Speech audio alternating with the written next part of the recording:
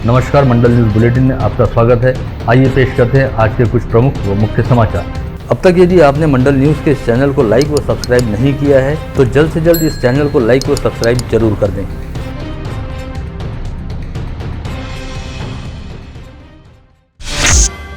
Medical व्यवसायी उमेश कोल्हे हत्याकांड के मामले में धरे गए 7 आरोपियों की 2 दिन पहले कस्टडी मिलने के बाद राष्ट्रीय जांच एजेंसी का दल आज दोपहर सभी आरोपियों को लेकर मुंबई के लिए रवाना हो गया। इन आरोपियों को कड़े सुरक्षा इंतजाम के बीच मुंबई के लिए रवाना किया गया। इस समय राष्ट्रीय जांच एजेंसी के करीब 20 अधिकारियों व कर्मचारियों के दल के साथ साथ अमरावती शहर पुलिस का एक दल भी मुंबई के लिए रवाना हुआ है, जिसमें कोतवाली पुलिस सहित अपराध शाखा के पथक का समावेश है, ताकि 7 आरोपियों को कड़ी सुरक्षा व्यवस्था के बीच सकुशल मुंबई पहुंचाया जा सके। एनआईए द्वारा इस मामले को अपने हाथ में लिए जाने से पहले कोतवाली पुलिस ने मामले की जांच पड़ताल के दौरान हिरासत में लिए गए 7 आरोपियों के घरों पर दबिश देते हुए तलाशी की थी। वहीं अब एनआईए के दल ने भी बीते 2 दिनों के दौरान 7 आरोपियों के घर पर दोबारा दबिश देते हुए आवश्यक जांच पड़ताल की और कुछ जरूरी चीजें भी आरोपियों के घर से बरामद की, ऐसा पुलिस सूत्रों के जरिए पता चला है।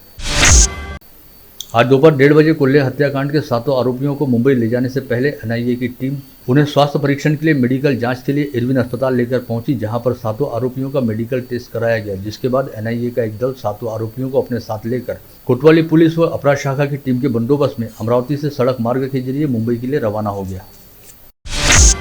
मेडिकल व्यवसायी उमेश कोल्हे हत्याकांड में सिटी कोतवाली पुलिस द्वारा नामजद किए गए 7 आरोपी तो गिरफ्तार कर लिए गए हैं। वहीं इस मामले में शेख शहीम शेख फिरोज नामक 8वां आरोपी अब तक पुलिस की पकड़ से बाहर है और उसने गिरफ्तारी से बचने हेतु स्थानीय अदालत में अपने वकीलों के जरिए अग्रिम जमानत के लिए याचिका डाल रखी है। ऐसे में कोतवाली पुलिस द्वारा पकड़े गए 7 आरोपियों की कस्टडी अपने पास लेने के बाद कोतवाली पुलिस के साथ साथ एनआईए के दल द्वारा भी शेख शहीम की सरगर्मी से तलाश की जा रही है। इसी के तहत एनआईए के दल ने आज दोपहर 12 बजे शेख शहीम के अलकरीम नगर नंबर 2 स्थित घर पर दबिश दी, लेकिन इस घर पर ताला लगा हुआ था और वहां कोई भी नहीं था। ऐसे में इस बंद पड़े घर का ताला खोलने अथवा तोड़ने को लेकर एनआईए का दल भी संभ्रम में दिखा और करीब आधा घंटे तक उसके घर के सामने रुकने के बाद एनआईए का दल वहां से खाली हाथ वापस लौट आया। हालांकि एनआईए के दल सहित कोतवाली पुलिस द्वारा शेख शहीम से जुड़े लोगों और उसके छिपे होने के संभावित ठिकानों पर गोपनीय तरीके से नजर रखी जा रही है, ऐसी जानकारी सामने आई है। इसके अलावा सोशल मीडिया पर भाजपा नेत्री नुपुर शर्मा का समर्थन करने वाले लोगों को फोन पर जान से मारने की धमकी दिए जाने से संबंधित मामलों की जांच करते हुए आज राष्ट्रीय जांच एजेंसी के दल ने शहर के हाथीपुरा तथा गुलिस्तान नगर परिसर सहित विभिन्न इलाकों में दबिश दी, जिससे संबंधित इलाकों में अच्छा खासा हड़कंप पूरा दिन मचा रहा।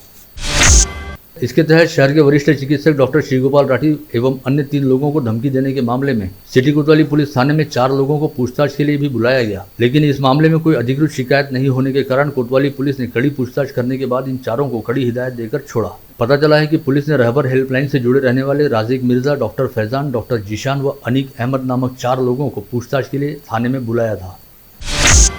वहीं दूसरी ओर आज तड़के पॉपुलर फ्रंट ऑफ इंडिया यानी पीएफआई नामक संगठन से वास्ता रखने वाले सोहेल नामक व्यक्ति को पूछताछ के लिए नागपुरी गेट थाने में बुलाया गया, जहां पर एनआईए के दल ने सोहेल नामक शख्स से करीब 5 घंटे तक पूछताछ की। हालांकि 5 घंटे तक चली पूछताछ के दौरान उमेश कोल्हे हत्याकांड के साथ पीएफआई संगठन व सोहेल का कोई सीधा लिंक जुड़ता नजर नहीं आया। ऐसे में पूछताछ के बाद सोहेल को किसी भी तरह की कार्रवाई किए बिना एनआईए के दल ने नागपुरी गेट पुलिस थाने से जाने दिया।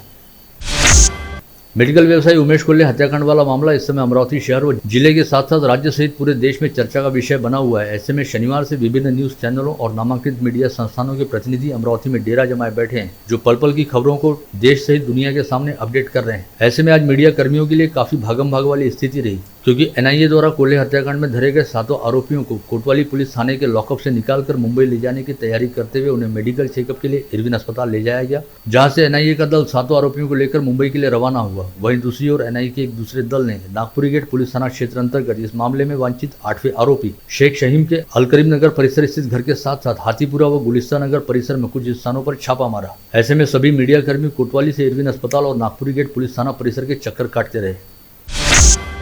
आज सुबह मीडिया को जैसे ही पता चला कि कोतवाली पुलिस के लॉकअप में रखे गए 7 आरोपियों को मेडिकल जांच के लिए इरविन अस्पताल ले जाया जा रहा है, तो सभी मीडिया कर्मियों का जमावड़ा इरविन अस्पताल के सामने लगना शुरू हुआ, जहां पर दोपहर 11:30 से 12 बजे के आसपास एनआईए व कोतवाली पुलिस का दल खड़े बंदोबस्त के बीच 7 आरोपियों को लेकर मुख्य प्रवेश द्वार से होते हुए इरविन परिसर में पहुंचा। ऐसे में न्यूज चैनलों के फोटोग्राफर व वीडियोग्राफर मेडिकल जाँच के बाद आरोपियों को अस्पताल से बाहर लाए जाने की प्रतीक्षा करने लगे, लेकिन कुछ देर बाद पता चला कि सभी आरोपियों को इरविन अस्पताल के दूसरे हिस्से में पहले से तैयार रखे वाहनों में बिठाकर ले जाया जा चुका है और सभी आरोपियों के साथ एनआईए का दल मुंबई के लिए रवाना हो चुका है।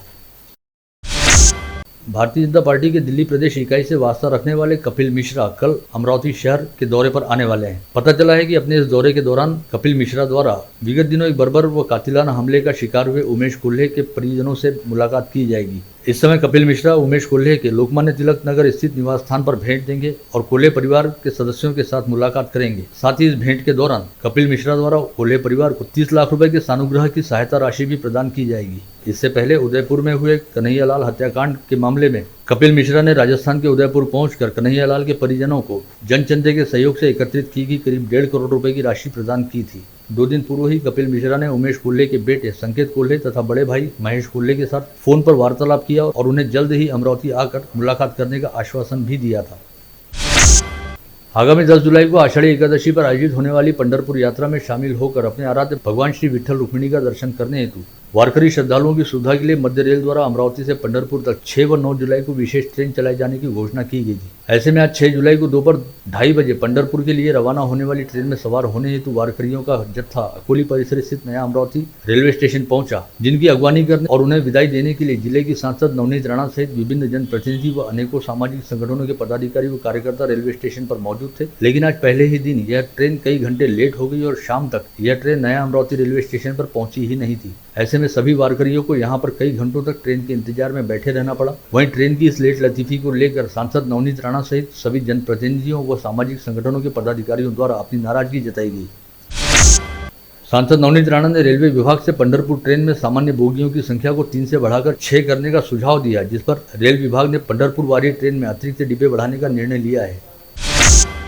वहीं दूसरी ओर शहर भाजपा के वरिष्ठ नेता एवं पूर्व पार्षद तुषार भारती ने पंढरपुर हेतु चलाई जाने वाली विशेष ट्रेन की लेट लतीफी को लेकर केंद्रीय रेल मंत्रालय से बात की और कहा कि इस विशेष ट्रेन में अनारक्षित श्रेणी के यात्रियों हेतु केवल 4 ही डिब्बे हैं, जबकि ऐसे यात्रियों की संख्या काफी अधिक है। यही स्थिति आगामी 9 जुलाई को भी रह सकती है। ऐसे में अनारक्षित श्रेणी वाले यात्रियों की भारी भरकम संख्या को देखते हुए सर्वसामान्य यात्रियों को पंढरपुर लाने व ले जाने के लिए एक विशेष ट्रेन चलाई जानी चाहिए।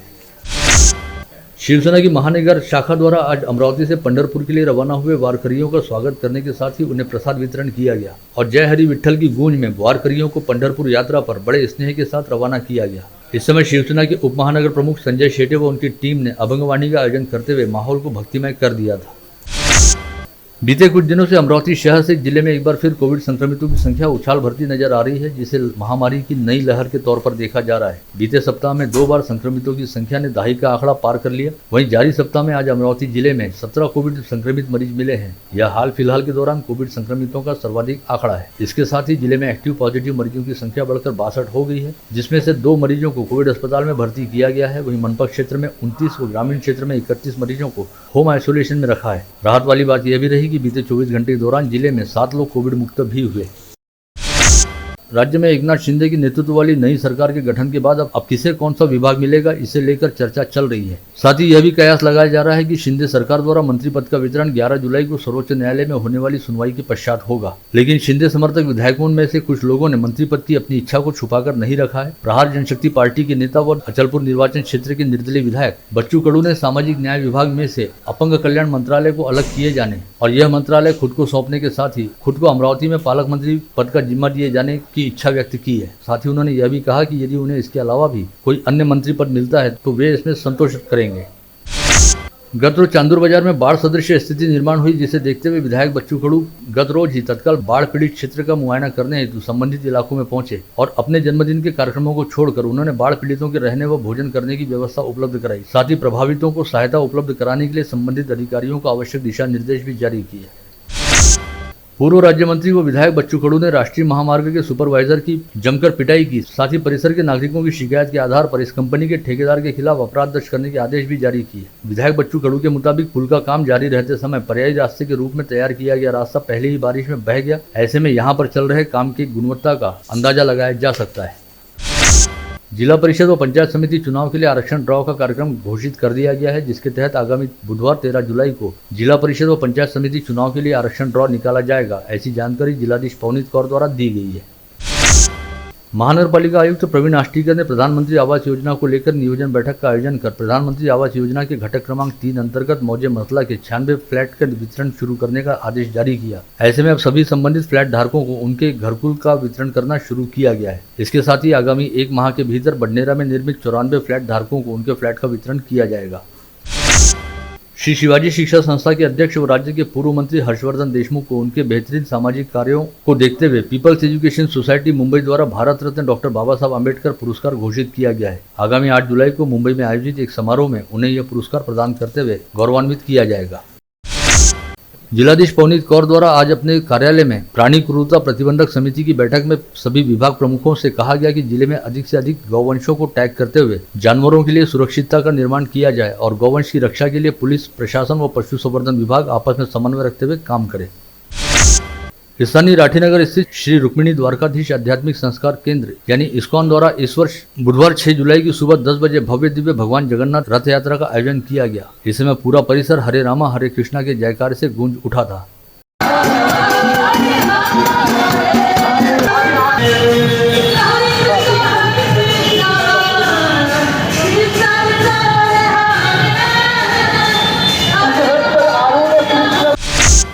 आगामी 10 जुलाई को पड़ रहे बकरी ईद व आषाढ़ी एकादशी के त्योहार के अवसर पर शहर में सुख शांति बनी रहे और किसी भी तरह का सामाजिक व धार्मिक तनाव निर्माण न हो, इस बात के मद्देनजर शहर पुलिस आयुक्त आरती सिंह ने सभी पुलिस अधिकारियों के साथ आज एक समीक्षा बैठक ली, जिसमें पुलिस थाना निहाय आपराधिक गतिविधियों की जानकारी हासिल करते हुए प्रतिबंधात्मक व तड़ीपारी की कार्रवाई के निर्देश जारी किए गए। साथ ही सीपी डॉक्टर आरती सिंह ने सभी शहर वासियों से सामाजिक सद्भाव कायम रखते हुए किसी भी तरह की अफवाहों पर ध्यान नहीं देने का आह्वान भी किया।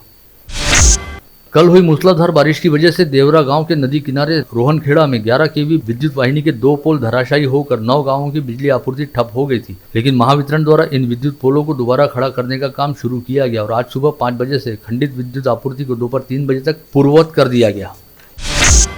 अमरावती के वज्जर स्थित स्वर्गीय अंबादास पंत वैद्य विकलांग लावारिस बाल गृह की मूक बधिर दीपाली का राजस्थान के विकलांग आशीष के साथ 5 जुलाई को बुल्ढाना के सांस्कृतिक भवन में भव्य दिव्य समारोह आयोजित किया गया था। इस समय बुल्ढाना के जिलाधीश ने लड़की के मानस पिता और जिला पुलिस अधीक्षक ने लड़की के मामा की भूमिका निभाई और महाराष्ट्रीयन व राजस्थानी पद्धति से हुए विवाह में कन्यादान का फर्ज अदा किया। ईंधन के विकल्प के रूप में पर्यावरण पूरक इलेक्ट्रिक वाहनों की ओर नागरिकों का रुझान बढ़ रहा है। दिनों दिन जिले में इलेक्ट्रिक वाहनों की मांग व संख्या बढ़ रही है। इन वाहनों को चार्ज करने के लिए महावितरण ने जिले में 32 चार्जिंग स्टेशन स्थापित करने का नियोजन किया है, जिसके तहत नागपुर महामार्ग पर स्थित मोजरी व तिवसा इन दोनों स्थानों पर 2 चार्जिंग स्टेशन का काम लगभग 50% पूर्ण हो गया है और 30 चार्जिंग स्टेशनों का काम प्रस्तावित है। शहर पुलिस आयुक्तालय क्षेत्र में रोजाना चोरी की घटनाएं बड़े पैमाने पर सामने आ रही हैं। इसके तहत आज अब बडनेरा, नागपुरी गेट, सिटी कोतवाली और राजापेट पुलिस थाना क्षेत्र में एक ही दिन के दौरान चोरी की 4 घटनाओं को अंजाम दिया गया, जिसमें चोरों ने एक कार, 2 मोटरसाइकिल चुराने के साथ ही चित्रा चौक परिसर की दही गली स्थित एक दुकान में चोरी की।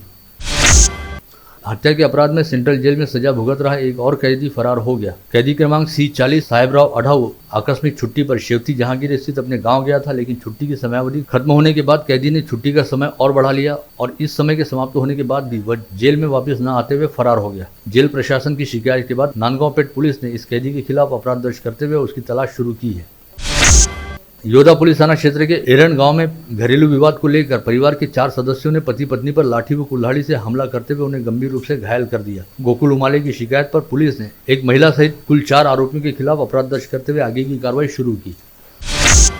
शिरखेड़ पुलिस ने नेरपिंगलई गांव स्थित डॉक्टर पंजाबराव छात्रावास के सामने एक स्विफ्ट डिजायर कार को पकड़ा। पुलिस को देखकर कार में सवार आरोपी फरार हो गए। वहीं के बाद की गई जांच पड़ताल में पुलिस ने इस कार में से 2 गाय बरामद की।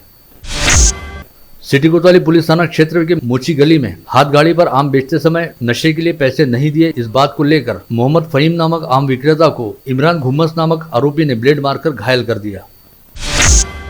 गाड़गीनगर पुलिस थाना क्षेत्र के जय सियाराम नगर गली नंबर 3 में दुर्गेश सोलंकी नामक युवक के घर में घुसकर शुभम पवार व दादू पवार नामक 2 आरोपियों ने उसकी लात घूंसों से बेदम पिटाई की और उसके घर में तोड़फोड़ की। कृषि विभाग द्वारा 15 दिन पूर्व चांदूर बाजार और भातकुली तहसील के 2 गांवों में नकली DAP खाद बरामद की गई, जिसकी जांच LCB को सौंपी गई थी। पश्चात की गई जांच में पता चला कि ये मिट्टी मिली हुई बनावटी खाद शहर के MIDC परिसर में तैयार हो रही थी। ऐसे में पुलिस ने बंडू सगने, रामप्रसाद इंगले, मिलिंद चौधरी व मिलिंद वानखड़े नामक आरोपियों को गिरफ्तार किया है। यवतमाल जिला अंतर्गत चापडोह परिसर में रहने वाले तुलसीराम तड़से नामक व्यक्ति ने 3 लोगों को बाहर भारी बारिश जारी रहने के चलते अपने घर में रुकने की सुविधा उपलब्ध कराई, लेकिन इन तीनों बदमाशों ने उनके घर से 50,000 रुपए नगद सहित गहने लूट लिए और तीनों फरार हो गए। आप देख रहे थे मंडल न्यूज बुलेटिन। हमारे चैनल को लाइक करें, शेयर करें और हाँ, सब्सक्राइब करना ना भूलें। कल होगी आपसे फिर मुलाकात, तब तक के लिए धन्यवाद।